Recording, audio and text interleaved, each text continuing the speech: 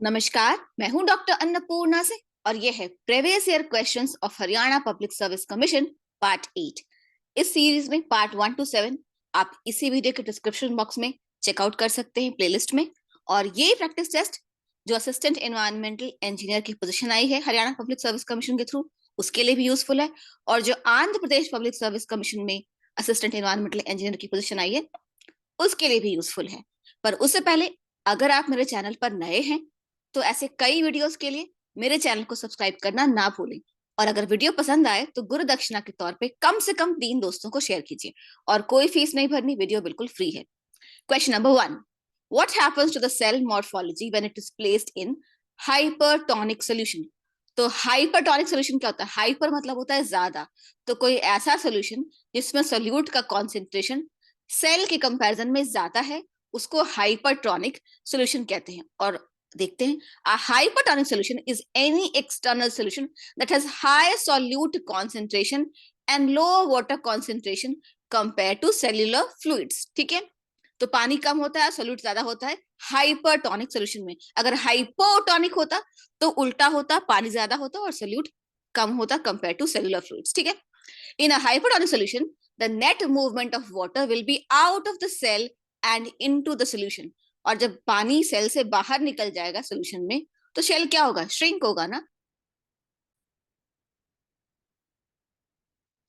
Correct answer is C, cell shrink हो जाएगा। और ये इंफॉर्मेशन जो मैंने निकाली थी उसका सोर्स है लोपेज एंड हॉल 2023, उन्होंने रिसर्च पेपर लिखा था, उसका लिंक यहाँ है।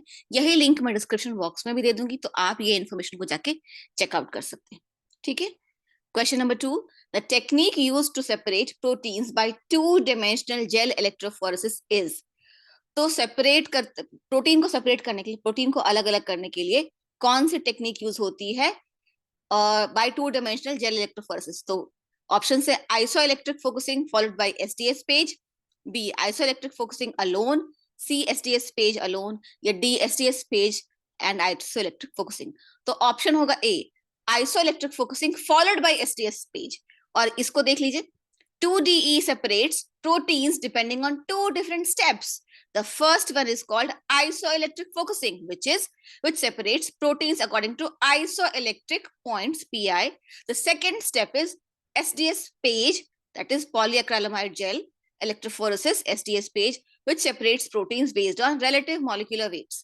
और ये जो इन्फॉर्मेशन है क्रिएटिव प्रोटियोमिक्स नाम के एक ब्लॉग से मैंने निकाली है और उसका लिंक भी मैं डिस्क्रिप्शन बॉक्स में आपको दे दूंगी, तो आप जाके उस ब्लॉग को चेकआउट कर सकते हैं। तो सही उत्तर होगा A, the technique used to separate proteins by two dimensional gel electrophoresis is isoelectric focusing followed by STS PAGE. ठीक है, question number 3, choose the effective antidote involved in the treatment of cyanide poisoning. Cyanide poisoning में effective antidote क्या होता है? Thiocyanate no, glucosides no, ammonia no, nitrite yes. The cyanide antidote kit includes amyl nitrite, sodium nitrite, and sodium thiosulfate. This combination has been used for decades. Miller and Hiller 2015, और उन्होंने research paper लिखा हुआ है जिसका link मैं आपको description box में दे दूंगी, तो आप ये इन्फॉर्मेशन को चेकआउट कर सकते हैं। आंसर इज डी, नाइट्राइट होता है एंटीडोट साइनाइड पॉइजनिंग में। ठीक है, question number 4, which of the following metal poisoning is responsible for Minamata disaster in Japan? Arsenic, cadmium, mercury या आयोडीन? जापान में मिनामाटा बे थी, वहां मिनामाटा बे में पॉइजनिंग हो गया था और उससे लोगों को मर्करी पॉइजनिंग हुआ था। तो सही उत्तर होगा mercury poisoning.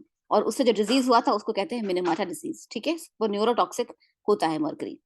Question 5, which element is consumed during decomposition in an aquatic environment potentially leading to hypoxic condition? hypoxic मतलब hypoxic मतलब लो ऑक्सीजन कंडीशन। तो जब लो ऑक्सीजन कंडीशन है तो क्यों है? क्योंकि ऑक्सीजन कंज्यूम हो गया है। क्योंकि जब डिकम्पोजिशन होता है तो एरोबिक डिकम्पोजिशन है, ऑक्सीजन कंज्यूम हो जाता है, oxygen. B is the correct answer. ठीक है, question 6, pick out the compound that is excreted slash secreted during an allergic reaction in humans. Humans में जब एलर्जिक रिएक्शन होता है तो कौन सा कंपाउंड एक्सक्रीट या सिक्रीट होता है, कौन सा कंपाउंड बनता है? Acetylcholine no, epinephrine no, adrenaline no, histamine yes. D is the correct answer. इसलिए कई बार जो एंटी एलर्जिक ड्रग होता है उस पर लिखा होता है एंटी हिस्टामिन, क्योंकि हिस्टामिन सिक्रेट होता है एलर्जी की तरह। ठीक है, question 7, compare the following entities and answer. अब ये स्टेटमेंट है, इसको पढ़िए और जवाब दीजिए। The concentration of CO2 in air and the concentration of CO2 in soil atmospheric spaces. Option A, 1 is greater than 2, B, 2 is greater than 1, C, 1 is exactly or approximately equal to 2, या D, 1 may stand in any of the above relations to 2. तो देखिए, soil gas atmospheric spaces क्या होते हैं? Soil gases या soil atmosphere are the gases found in the air space between soil components. The spaces between the soil solid particles, if they do not contain water, are filled with air. The primary soil gases are nitrogen, carbon dioxide and oxygen. तो soil का जो पोर spaces होता है ना, वो भी आपस में अपने आप में एक छोटा सा एटमॉस्फेयर होता है, उसी को कहते हैं सॉइल एटमॉस्फेरिक स्पेसेस। सॉइल के पोर स्पेसेस के बीच में, सॉइल पार्टिकल्स के बीच में जो स्पेस होता है। तो कह रहे हैं कि कॉन्सेंट्रेशन CO2 का वहां ज्यादा होता है या एटमॉस्फेयर में? CO2 का कॉन्सेंट्रेशन हमेशा सॉइल एटमॉस्फेरिक स्पेसेस में, सॉइल के पार्टिकल्स के बीच में ज्यादा होता है, क्योंकि अक्सर कोई ना कोई तरह का माइक्रोबियल डिकम्पोजिशन भी हो रहा होता है, जिससे CO2 एमिट हो रहा होता है वहां पे। तो एटमॉस्फेयर के कंपैरिजन में सॉइल में CO2 का कॉन्सेंट्रेशन ज्यादा होता है। तो 2 इज ग्रेटर देन 1, तो B is the correct option. ठीक है। Question 8, which of the following inhibitor blocks the formation of ATP by replacing phosphates? अब इसमें से कौन सा इनहिबिटर है जो ATP formation, adenosine triphosphate formation को ब्लॉक करता है, क्योंकि वो फॉस्फेट को रिप्लेस कर देता है? आयोडीन, कार्बोनेट, आर्सेनिक या सल्फेट? आयोडीन और कार्बोनेट दोनों यूजफुल है बॉडी के लिए, और सल्फेट भी यूजफुल है। आर्सेनिक एक टॉक्सिकेंट है। Arsenic has the potential to inhibit ATP production during the process of glycolysis by replacing the phosphate anion with arsenate, and this process is called arsenolysis. Sabir et al. 2019, और ये link भी मैं description box में दे दूंगी, आप ये research paper को देख सकते हैं।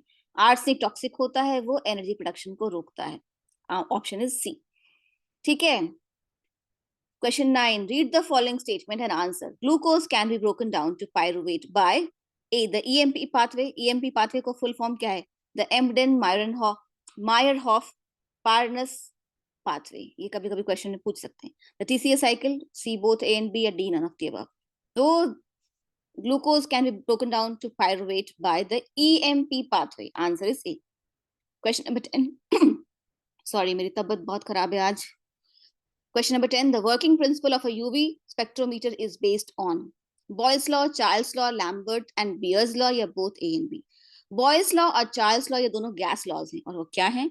Boyle's law, volume of a gas increases as the pressure decreases. Pressure कम होगा तो वॉल्यूम गैस का बढ़ेगा, ये Boyle's law है। Charles law क्या है? Volume of gas increases as the temperature increases. जैसे जैसे टेम्परेचर बढ़ेगा गैस का, वॉल्यूम बढ़ेगा, ये चार्ल्स लॉ है।